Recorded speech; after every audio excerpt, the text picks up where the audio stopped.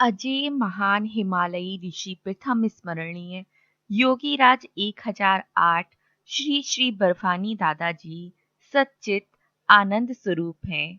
उनके द्वारा पवित्रता को परिभाषित किया जा सकता है। किंवदंती है कि हिमालय में तपस्या करते समय उनका शरीर बर्फ से ढक गया था, इसलिए उनका नाम बर्फानी पड़ा। 1930 में दादाजी ने अपने पुराने शरीर को त्याग दिया और कायाकल्प विद्या के माध्यम से एक नया शरीर प्राप्त किया। 1962 के चीनी आक्रमण के बाद दादाजी ने हिमालय निवास छोड़ दिया और अमरकंटक मंदिर में बस गए। परम पावन बर्फानी दादाजी को उनके बचपन के वर्षों में हरिदत्त दुबे के नाम से जाना जाता था। भारतीय मन में बाबा शब्द ही है, एक प्यारी माँ, एक सुरक्षात्मक पिता और एक दयालु लेकिन सख्त आध्यात्मिक गुरु की एक अनोखी मधुर प्रतिध्वनि।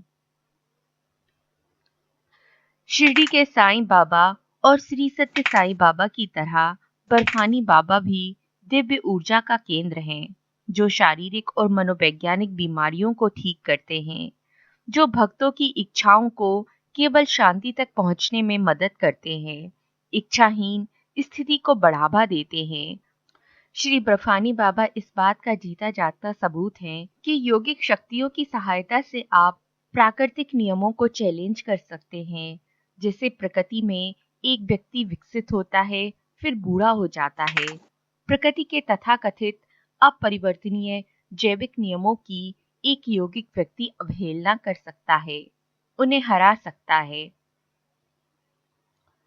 बाबा का विधिवत दर्ज जन्मदिन दिवाली सन 1792 है, जिसका अर्थ है कि वह अब 206 साल के हैं। जब बाबा की उम्र के बारे में उनके 80 वर्षीय और 90 वर्षीय शिष्यों से पूछा जाता है, तो उनका उत्तर हमेशा यही होता है, कोई नहीं जानता। हम केवल इतना कह सकते हैं कि जब हम छोटे लड़के थे, तब हमने बाबा के दर्शन प्राप्त किए थे। वह बिल्कुल नहीं बदले, वह अब भी वैसे ही दिखते हैं जैसे उस समय थे। बाबा के पिता रामदत्त दुबे उत्तर प्रदेश के जिला उन्नाव के डोडेकोड़ा गांव के रहने वाले ब्राह्मण सावंत थे। वे एक अच्छे और धर्मपरायण व्यक्ति थे, सभी के प्रिय थे। भगवान ने उनको सब कुछ दिया था जो कोई भी इंसान चाहे कर सकता है, सिवाय बच्चों के। जब उनकी पहली पत्नी उन्हें कोई संतान देने में विफल रही, तो परिवार के बड़ों ने उनका फिर से विवाह कर दिया। इस बार भी उनकी किस्मत अच्छी नहीं रही और उनका तीसरी बार विवाह करवाया गया। अब भी कुछ नहीं हुआ। तब हताश रामदत्त जी अपनी पत्नियों के साथ ओमकारेश्वर गए और श्री गौरी शंकर महाराज से उन्हें बच्चों का वरदान देने की भीख मांगी। श्री गौरी शंकर महाराज दयालु बाबा थे, जिनसे शिरडी बाबा ने आध्यात्मिक पथ में अपनी दीक्षा प्राप्त की थी। उन्हें रामदत्त पर दया आ गई।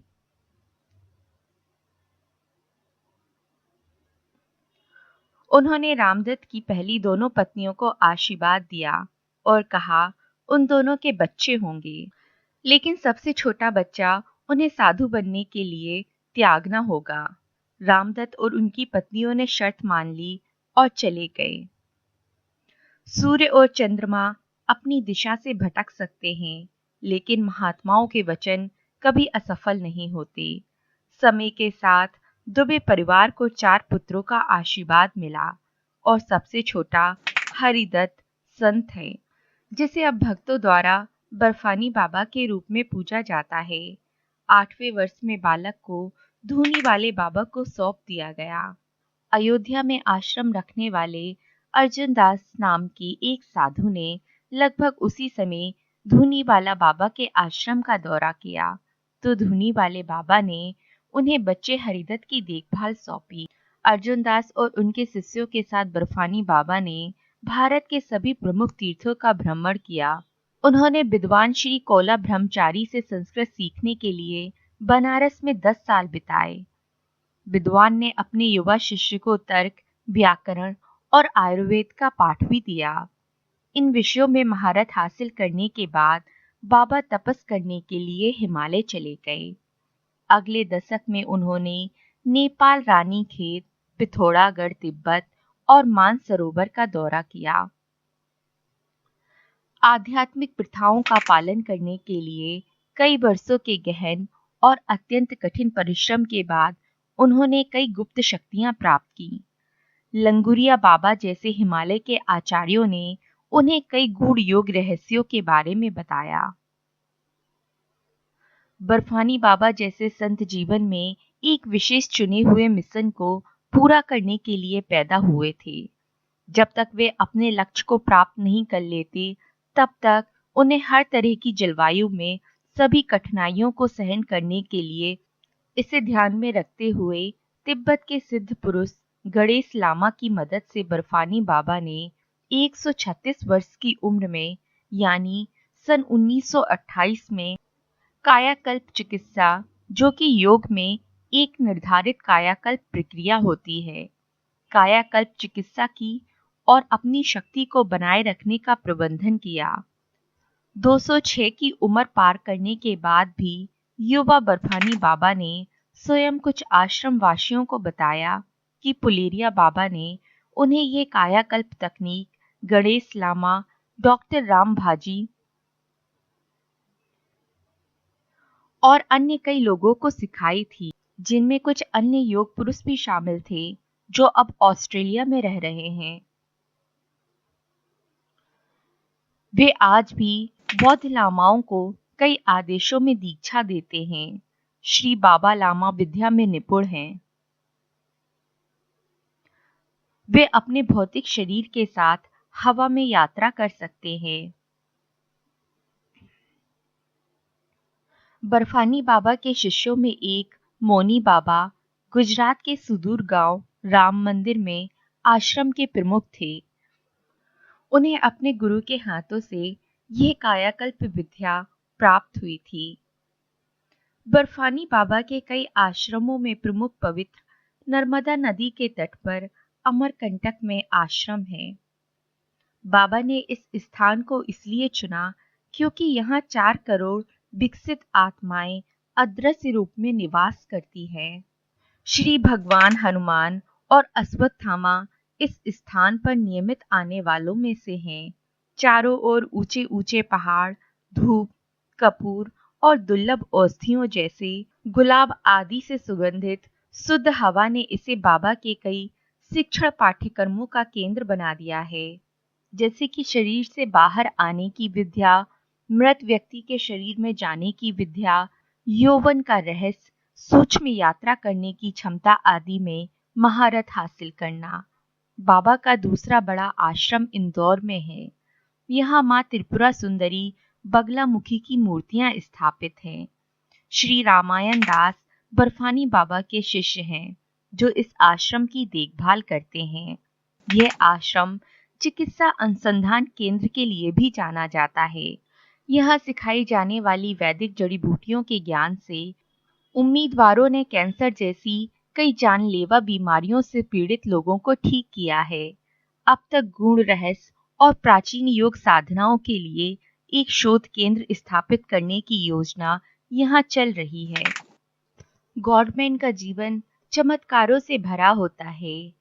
यह हम जैसे आध्यात्मिक स्तर पर कम उन्नत लोग उस अवस्था को चमत्कार मानते हैं। बर्फानी बाबा के चमत्कारों ने श्री MRL को सुश्री बिंदल के माता पिता के अनुभवों के बारे में बताया। एक किशोरी के रूप में उनके पिता एक ठेकेदार थे और बाबा के भक्त थे, लेकिन बाद में जीवन में आधुनिक जीवन की चूहे की दौड़ में फंसकर उन्होंने बाबा से मिलना बंद कर दिया। उनका विवाह हो गया। एक दिन जब वे बाहर थे और उनकी पत्नी बंगले में अकेली थी, तो उन्हें एक पुराना कैलेंडर मिला जिसमें भगवान विष्णु का चित्र था।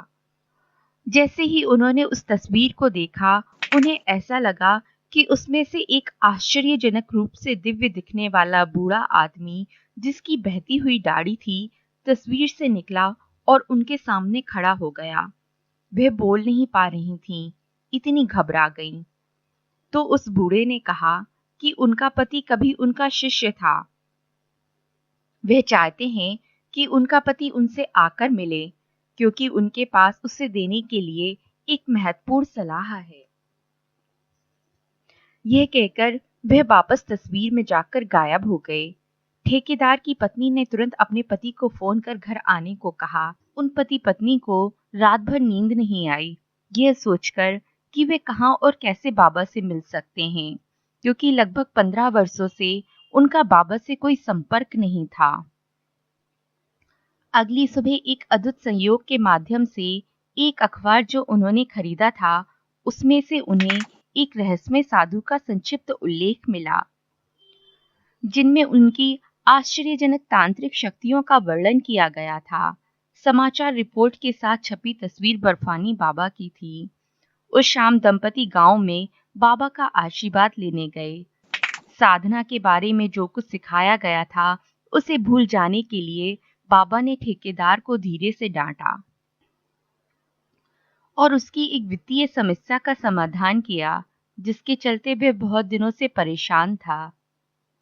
श्री MRL ने अपने अनुभव के आधार पर प्रमाणित किया कि बाबा जिस प्यार से देखते हैं, अपने भक्तों का कल्याण करते हैं, वे एक माता की तुलना में 1000 गुना अधिक तीव्र होता है।